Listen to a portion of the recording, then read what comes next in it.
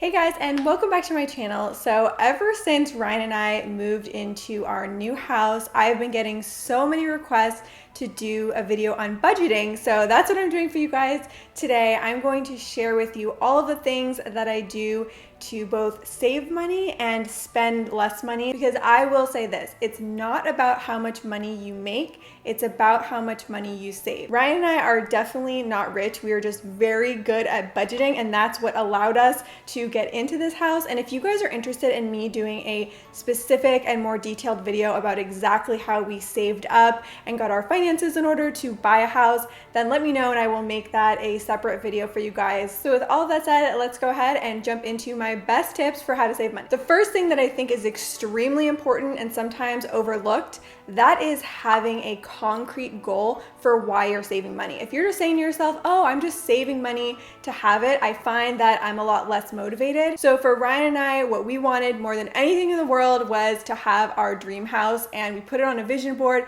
We talked about it constantly. So now that we have our house, what we are now saving up for is to redo all of our bathrooms. So I just think it's always good to have a specific goal in mind to keep yourself motivated. Second tip is probably the biggest tip and what has helped me more than anything, and that is auto saving. So if there is money in my checking account at any given time, I see that as money I can spend, and I will spend it. So what I've done is calculated a monthly budget for myself, and anything that's excess of that budget automatically is deposited into a savings account, and that savings account is in a separate bank, and it is not easy for me to access. So I'm not having to make the choice every month whether or not I save, because if I had to make that choice, I would either forget or I wouldn't do it. So the choice is already made for me. So this next tip is something I call the 24-hour rule. So if you're going to buy something that is, let's say, extraneous, so clothes, makeup, not something you need, but something you want, what I do is I have a rule that anything I want to buy, I have to keep in the cart for at least 24 hours. And if I can,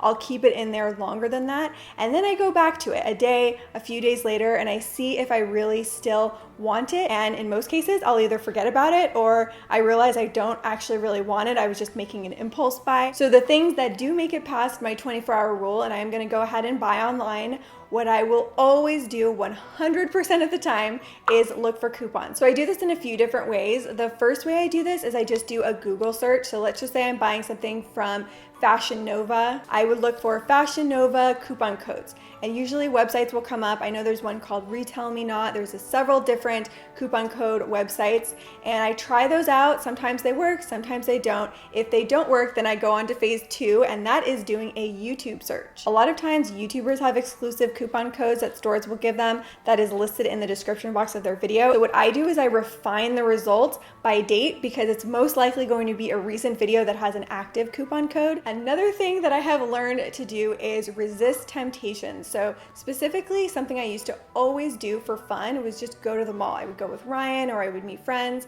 But I learned every time I went to the mall, I would come back spending several $100s. Even if I didn't want anything to start out with, just seeing it there and being in the moment, I would buy so much stuff that I didn't need. So now I don't hang out at the mall. I actually avoid malls at all costs. Something else that has helped me reduce the desire to buy stuff and spend money is becoming a minimalist. A lot of you guys have noticed lately that I got rid of so much of my stuff. When I moved into my new place, I got rid of over 50% of my stuff, and I found that having less stuff not only helps me a lot with my anxiety. I have less anxiety when my environment is very clutter-free and clean. It just makes me feel better. But also by having less stuff, I want less stuff. So this next tip kind of blew my mind. My brother told me about this. When was the last time you went into your local public library?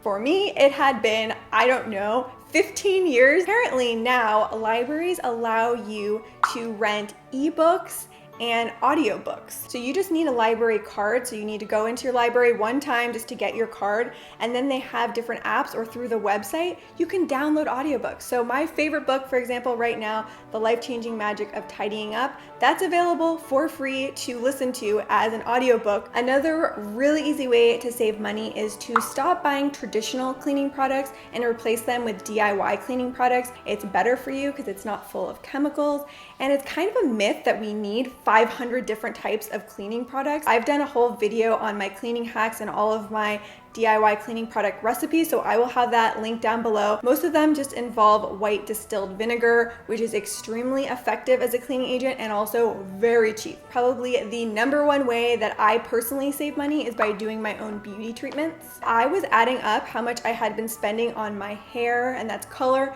and cut, on my nails and on my eyelash extensions, and it was like over $500 a month. I just could not justify the cost anymore. So I did so much research. I spent so much time, trial and error, figuring out how to do these things myself. So I'm wearing my DIY eyelash extensions now. They've been on for about 10 days now. They're still going strong. I will have the video tutorial I did recently for how to do those down below. I recorded how I do my own nails. That video should be up in a few days, so look out for that.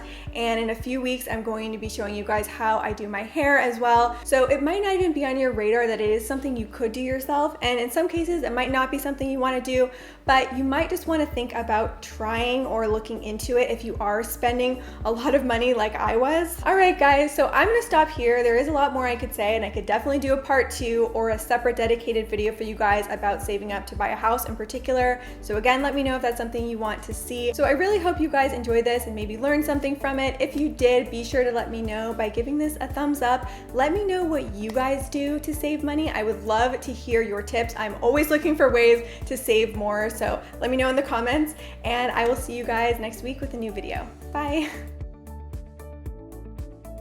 Hey guys, Ryan here. So Brittany had some really good tips on how to save money, but I'm here to show you how to spend that money. Saving money is kind of boring, all right? Spending money, that's fun. For instance, you're at the store, you need a new shirt. You're not sure what color to go with. I say go with every color, every size.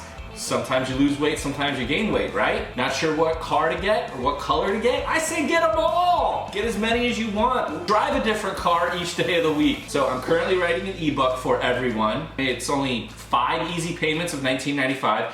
Those are actually practice payments on how to spend money. I'm not actually gonna give you anything, but I eventually will write the ebook and send you a copy, I promise. So, you're welcome.